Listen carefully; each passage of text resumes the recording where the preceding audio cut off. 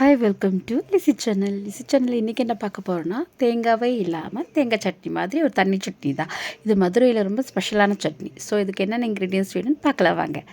வெங்காயம், ஒரு வெங்காயம், ஒரு 5 வரமிளகா எடுத்திருக்கேன், 2 பச்சை மிளகா, பூண்டு ஒரு 7லேருந்து 8 பல்லுக்குள்ளே எடுத்திருக்கேன், அப்புறம் உடச்ச கடலை, பொட்டுக்கடலை சொல்வீங்களே அதுதான்.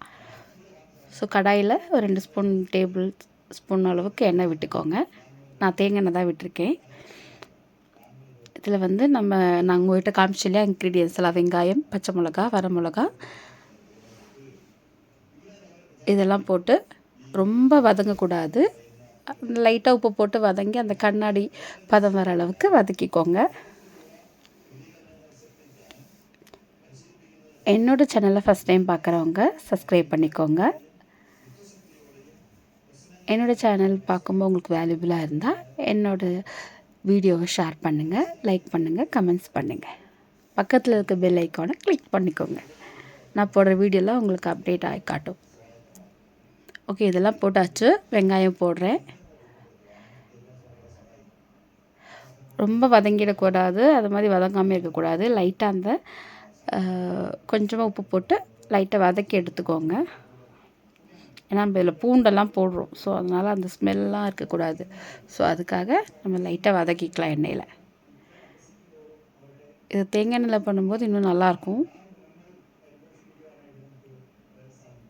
காரம் வந்து நான் ஒரு 4-5 போட்டிருக்கேன். ஸோ உங்களுக்கு காரம் எந்த அளவுக்கு தேவையோ அது மாதிரி போட்டுக்கலாம். பச்சை மிளகாய் இன்னும் வேணுன்னா கூட யூஸ் பண்ணிக்கலாம். இதுக்கு இந்த பச்சை மிளகா காரம் கம்மி தான். ஸோ அதனால் நான் வரமிளகா போட்டிருக்கேன்.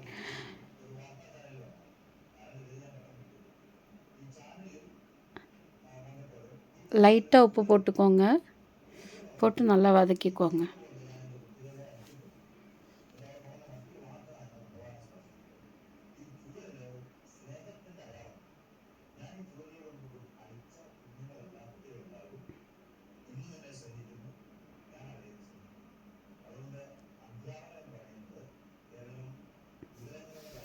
உப்பு போட்டு நல்லா வதக்கி ஆற விட்டுருங்க. ஆஃப் பண்ணிவிட்டு நல்லா ஆறினப்புறம் நம்ம மிக்ஸி ஜாரில் மாற்றிக்கலாம். லைட்டாக தான் நான் உப்பு போடுறேன் பாருங்கள். அது பெரிய ஸ்பூன், ஆனால் லைட்டாக தான் போட்டிருக்கேன். சும்மா ஜஸ்ட் அது வதங்கிறதுக்காக, அவ்வளோதான். ஏன்னா ரொம்ப வதங்கக்கூடாது, அதனால் சிம்மில் வச்சு தான் நான் வதக்கிக்கிட்டு இருக்கேன். அவ்வளோதான், இந்த கண்ணாடி பதம் வந்துருச்சு இதில். அதுக்கப்புறம் நம்ம ஸ்டவ் ஆஃப் பண்ணி வச்சுட்டு ஆறினப்புறம் மிக்ஸி ஜாரில் மாற்றிக்கலாம். மிக்ஸி ஜாரில் ஆறிடுச்சு. நான் இப்போது அதில் உடச்ச கடலை போட்டு அரைச்சிக்க போகிறேன். அதே மாதிரி ரொம்ப மிக்சியில் போட்டு ஃபுல்லாக அரைக்காமல் கொஞ்சம் கொஞ்சமாக நல்லா அரைச்சி லைட்டாக தண்ணி விட்டு விட்டு அரைச்சி எடுத்துக்கோங்க. நல்லா ஃபைன் பேஸ்ட்டாக தான் அரையணும் இது. பட் ஆனால் ஹீட் ஆகிடுச்சுன்னா ஒரு மாதிரி டேஸ்ட் இதாகிடும் இதில், இந்த சட்னிக்கு. ஸோ அதனால் அது கொஞ்சம் பார்த்து அரைச்சி எடுத்துக்கோங்க. தேவையான அளவு தண்ணி ஊற்றிக்கோங்க. இது தண்ணியாக தான் இருக்கும் இந்த சட்னி சொல்லுவாங்க, நானும் பார்த்துருக்கேன். ஸோ இப்போ இது நல்லா இதில் ஒரு தாளிப்பை போட்டுடலாம். தேவையான தண்ணி ஊற்றிக்கோங்க இன்னும். ஏன்னா நம்ம உடச்ச கடலை போட்டு அரைக்கும்போது நல்லா திக்காக தான் இருந்தது. இதுக்கு இந்த சட்னிக்கு பேரே தண்ணி சட்னி தான், அதனால் தண்ணியாக தான் இருக்கும். ஏன்னா தண்ணியாக இருக்கேன்னு கேட்காதீங்க, தண்ணியாக தான் இருக்கும். இது மதுரையில் இருக்கவங்களுக்கு தெரியும். ஓகே, எண்ணெய் விட்டாச்சு. இதில் வந்து கடுகு, உளுந்தும் கொஞ்சம் கூட போட்டிருக்கேன். கடுகை விட உளுந்து கொஞ்சம் கூட போடுவேன், அது டேஸ்ட்டாக இருக்கும். கொஞ்சம் ஜீரகம், அப்புறம் வரமிளகா இதெல்லாம் போட்டு தாளித்து எடுத்துக்கலாம். நான் ஆல்ரெடி வந்து கொஞ்சம் சட்னி காரமாக தான் இருந்தது. ஏன்னா நான் ஒரு 4-5 வச்சுருக்கேன். வரமிளகா போட்டிருக்கேன், 2 பச்சை மிளகாவும் போட்டிருக்கேன். ஸோ அதனால் 2 தாளிக்கிறது மட்டும் நான் அப்படியே தான் போட்டிருக்கேன், கிள்ளி போடாமல் அப்படியே தான் போட்டிருக்கேன். உங்களுக்கு காரம் இன்னும் வேணுன்னா கூட நீங்கள் கிள்ளி போட்டுக்கோங்க.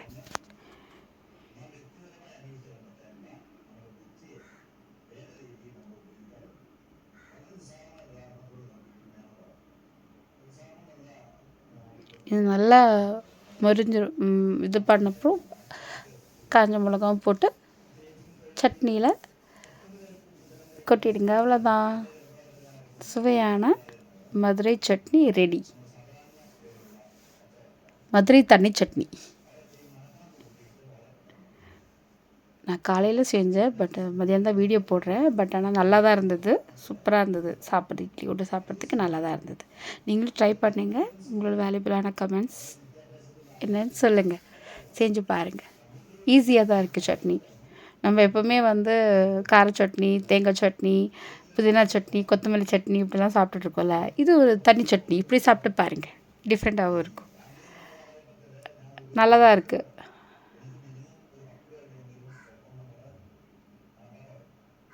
ஆக்சுவலாக கருவேப்பிலை கூட போட்டுக்கலாம். என்கிட்ட கருவேப்பிலை வந்து ரொம்ப ட்ரையாக இருந்தது. ஸோ அதனால் நான் போடலை.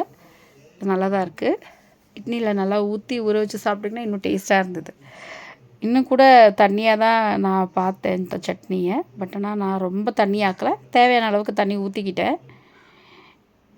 ஏன்னா நானே வேணும்னு தண்ணி ஊற்றி தான் இது பண்ணேன். சரி திக்காக தான் இருந்தது. பட் ஆனால் தண்ணி சட்னின்னு சொன்னாங்களே, தண்ணி ஆக்கிடுவோம் சொல்லிவிட்டு தண்ணி ஊற்றி தான் சாப்பிட்டேன். ஓகே ஃப்ரெண்ட்ஸ், நெக்ஸ்ட் டைம் வேறு வீடியோவில் சந்திப்போம்.